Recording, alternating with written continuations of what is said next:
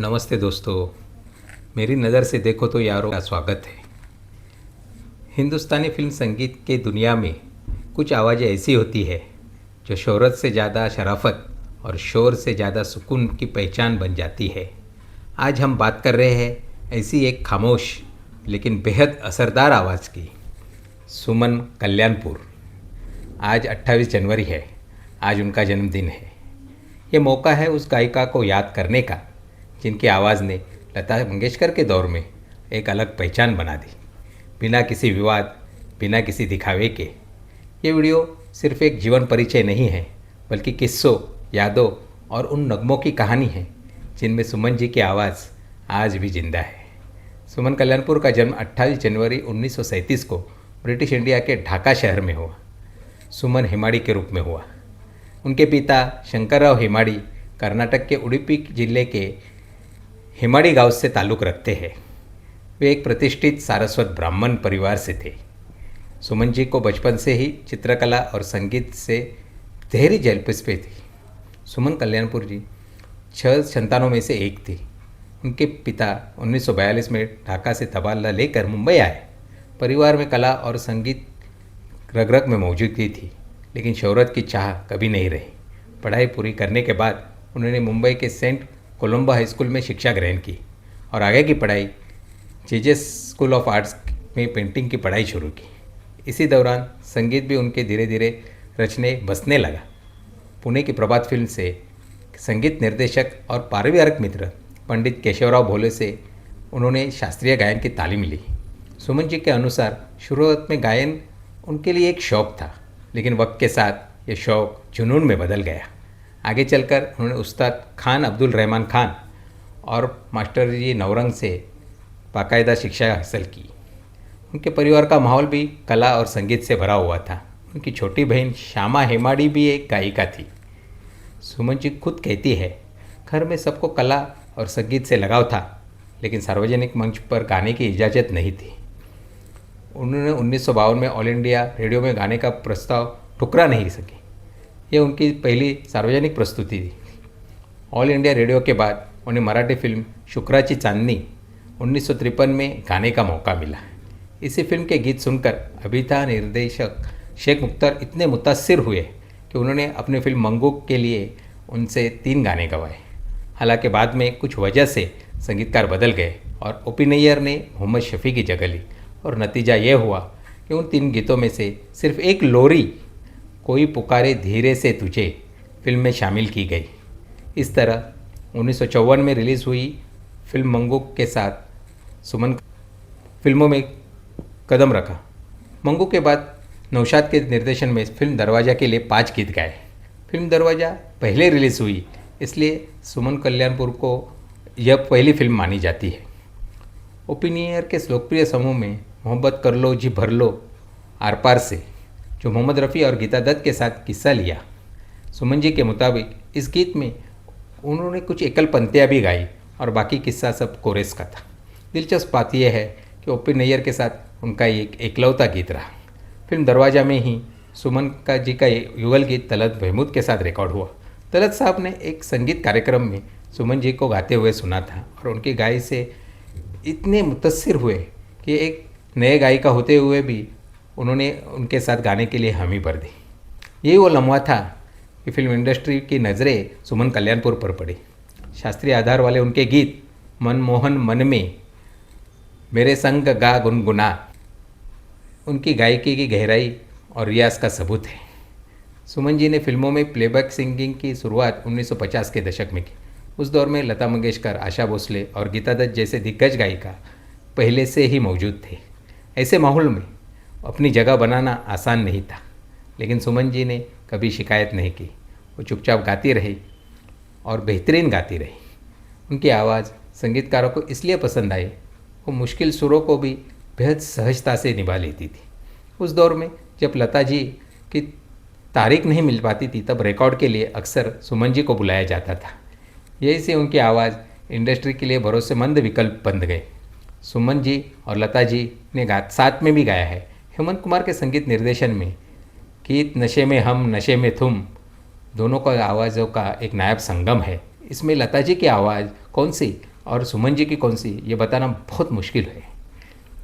उनके जीवन में एक मुहिम मोड़ तब आया जब लता जी और मोहम्मद रफ़ी जी के बीच रॉयल्टी को लेकर मतभेद हुए, और उस दौरान लता जी रफ़ी साहब के साथ युगल गीत नहीं गा रही थी।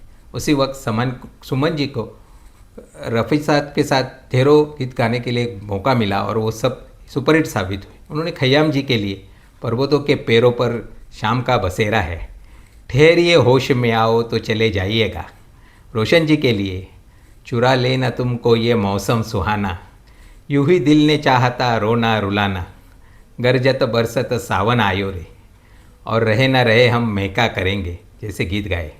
नौशाद जी के लिए मेरा प्यार भी तू है, ये बहार भी तू है, और दिले बेताब को सीने से लगाना। मदन मोहन जी के लिए बाद मुद्दत के ये घड़ी आई, मुझे ये फूल न दे, आपको प्यार छुपाने की बुरी आदत है। सचिन दादा के लिए न तुम हमें जानो न हम तुम्हें जाने, ये किसने गीत छेड़ा। कल्याण जी आनंद जी के लिए तुम ही मेरे मीत हो, नाना करते प्यार तुम्ही से कर बैठे।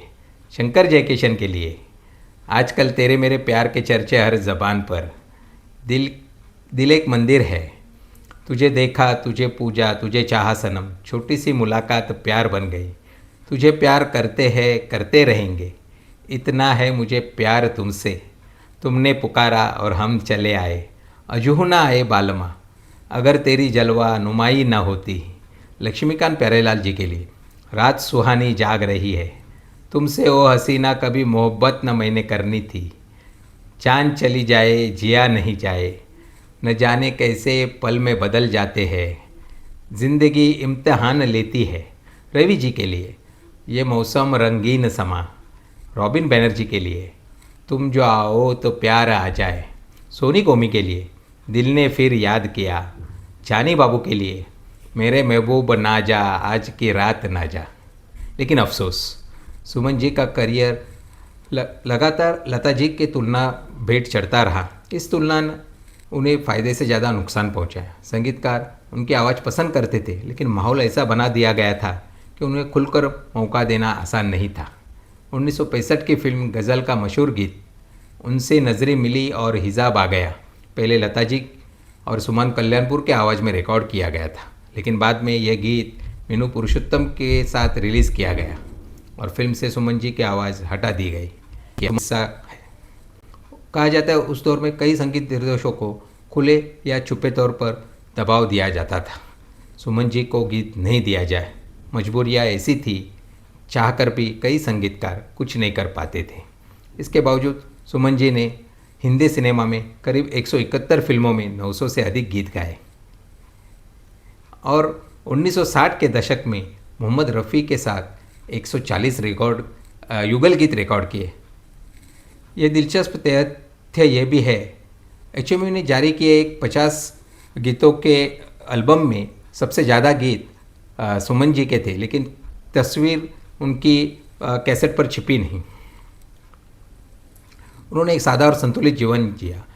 शादी के बाद उन्होंने धीरे धीरे फिल्मी गायन से दूरी की। शायद यही वजह है कि आज उनका नाम अब भी सम्मान से लिया जाता है। इतने लंबे समय के बाद भी सुमन जी ने कभी शिकायत की ज़ुबान नहीं दी। देर से ही सही, लेकिन सम्मान भी मिला। महाराष्ट्र सरकार ने उन्हें 2010 में लता मंगेशकर पुरस्कार से सम्मानित किया। ये उस कलाकार के लिए एक नसीब का गीत ज़िंदगी इम्तिहान लेती है उनका आखिरी गीत साबित हुआ। इसके बाद उन्होंने कभी फिल्म के लिए गीत नहीं गाया, लेकिन आज जो हम गीत लेकर आए हैं वह है 1964 की फिल्म फरियाद का नायब नगमा। हाले दिल उनको सुना ना था, सुनाया ना गया। इस दिलकश गीत को कलम बंद किया था केदार शर्मा साहब ने और इसे पर्दे पर शिद्दत से निभाया जेब रहमान ने।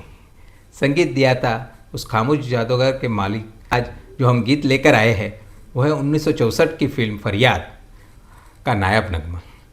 हाले दिल उनको सुना ना था, सुनाया ना गया।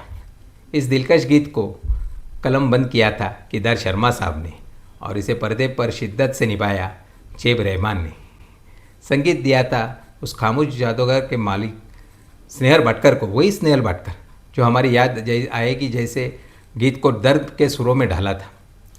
ये गीत इतने नफासत और इतने तहजीब और इतने गहराई से गाया कि इसे सुनकर लता मंगेशकर स्वयं बहुत प्रेरित हुई। कहा जाता है कि इसी गीत के बाद लता जी ने मदन मोहन से जहाँ आराम में राजेंद्र कृष्ण जी से एक उसी जज्बे का गीत लिखवाया, हाले दिल यूँ उन्हें सुनाया गया। लेकिन दिलचस्प बात यह है कि जो सोच, जो कसक, जो ठहराव और जो दर्द सुमन जी के गायकी में था, वो जहाँ आरे के उस गीत में भी पूरी तरह महसूस नहीं हुआ। शायद इसी वजह से हाले दिल उनको सुनाना था, सुनाया न गया, वक्त के साथ साथ ज़्यादा मकबूल हुआ और सुमन जी की आवाज़ में यह गीत खामोश मगर हमेशा ज़िंदा बनने वाली दास्तान रह गया। कभी कभी एक ही जज्बात दो अलग अलग आवाज़ों में दो अलग अलग तकदीर लिख देती है। यही हिंदी फिल्मों की खूबसूरती है। ये दोनों गीतों की लिंक डिस्क्रिप्शन बॉक्स में दी गई है। आप ही फैसला कीजिए कौन सा गीत बेहतरीन है, लता जी वाला या सुमन जी वाला।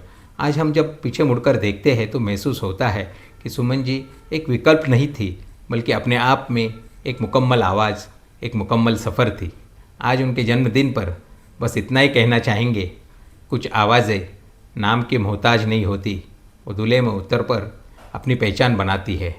सुमन जी की आवाज़ भी उन्हीं में से एक है, जो खामोशी से आई और हमेशा के लिए ठहर गई। आप सभी को सुमन कल्याणपुर जी के जन्मदिन के अवसर पर मुबारकबाद। अगर आपको ये वीडियो पसंद आए तो लाइक और शेयर ज़रूर कीजिए और चैनल को सब्सक्राइब ज़रूर कीजिए और इंतज़ार कीजिए मेरे अगले वीडियो का। धन्यवाद।